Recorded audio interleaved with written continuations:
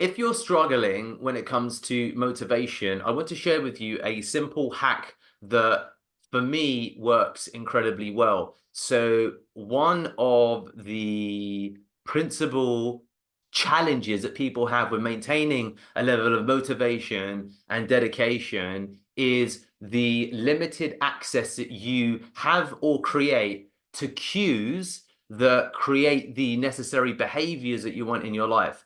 And think about this. We talk about this quite commonly when it comes to, for example, exercise. The cue that sometimes people say is that if you want to go for a run every day, then put your trainers by the door and put your running kit by the door. So every time you walk out the door, you see your running kit. When it comes to eating healthier, replace your snacks with fruit and nuts so that instead of reaching for a chocolate bar, you reach for an apple. So these are things that a lot of you have heard of or been exposed to. If you want to wake up earlier, get two alarm clocks, and it goes on, and there's different mechanisms that you can ultimately get access to. Another space with running towards your dreams would be, for example, and it is true and it does work, and you should do these things, is have a vision board. Put up, and if you don't have a vision board, you should fucking create a vision board.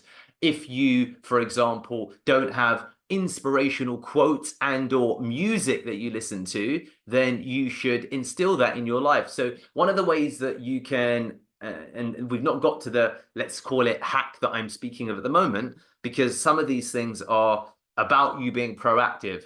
And the reality is that there's always going to be, to a large degree, a greater degree of reactivity based upon stimulus that you receive and then how you respond to that stimulus. So when we speak of the proactive bucket with how to maintain motivation and dedication, you need to rewire your environment. Absolutely. So one of the things that I did is that I swapped out all of my listening to music to listening to motivational music.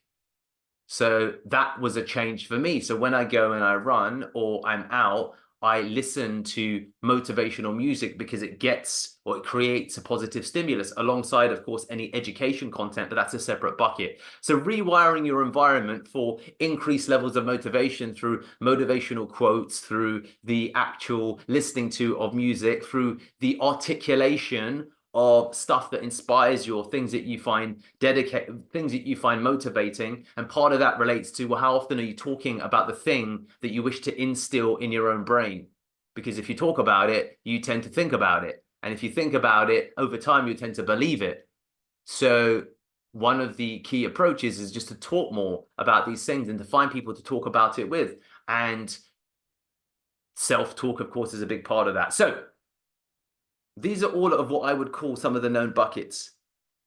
The bucket that's quite a big one that works for me is I reframe the way that I look at anyone within my family and people that I love.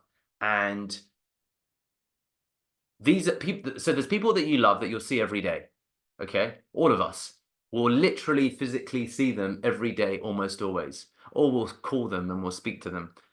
But one of the big things that motivates me is every time I, for example, and this is perhaps, and I don't know if this is sexist at all, but this perhaps might be part of the male protective instinct, but I think it has applications irrespective of gender, is that when I see Daniela sleeping, or when I see Daniela, for example, doing something, I think, wow, this is my motivation.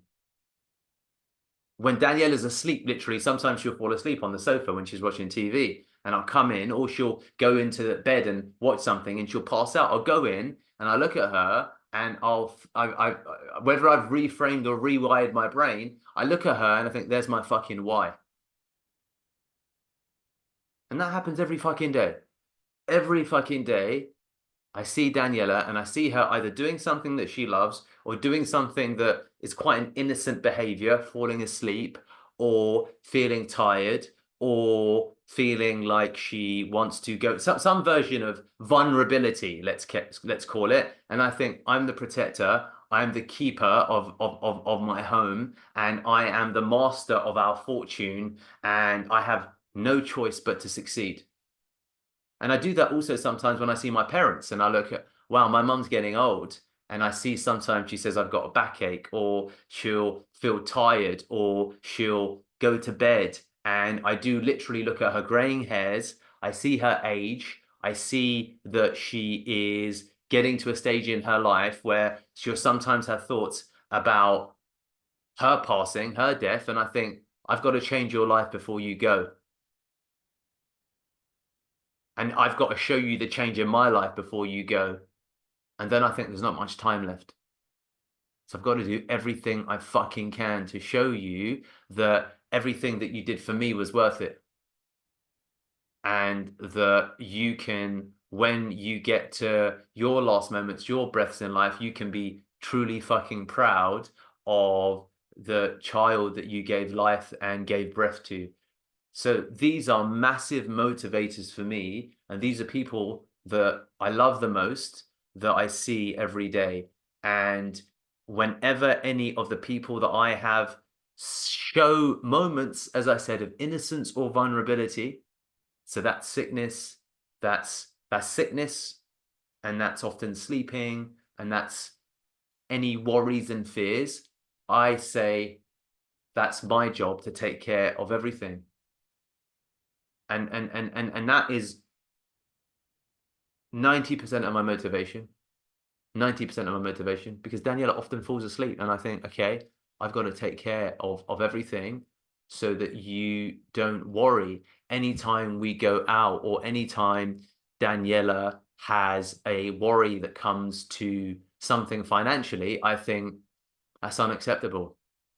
I have unlimited access to the internet. I have unlimited access to an abundance of information. It is unacceptable for her to be in a place where she worries about anything, because I consider that my responsibility as well as my motivation. So there's a negative side of it, because we run away from pain and we try and chase success. So the negative side that I use is I get angry with myself when there's moments of fear or worry. Fear or worry. And I think I am the fucking man here. And this, I say man, but I use it irrespective. I am the keeper of the gate. I am the leader. I have this mindset and this thinking.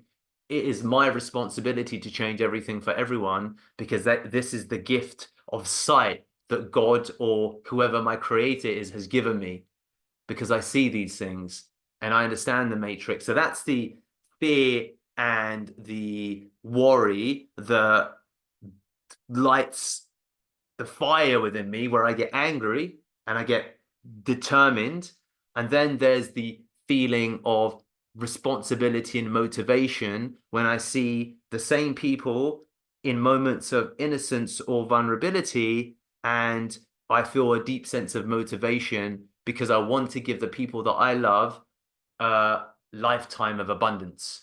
And there is no ultimately stop point or limit that I have that I'm prepared to go to do what's required to give them those things that they deserve. And that's where I think there's no limit, there's no stopping. I'll be doing this to the day that I die, because Pearl Lemon is my gateway. Pearl Lemon is the keeper of my gate to the lifetime of abundance that I want to give. So these are the things that motivate me, and I encourage anyone who's listening to look at all of the proactive tactics, but look at all of the people that you love and use them as your fuel. Use them to build the fire that should burn within you.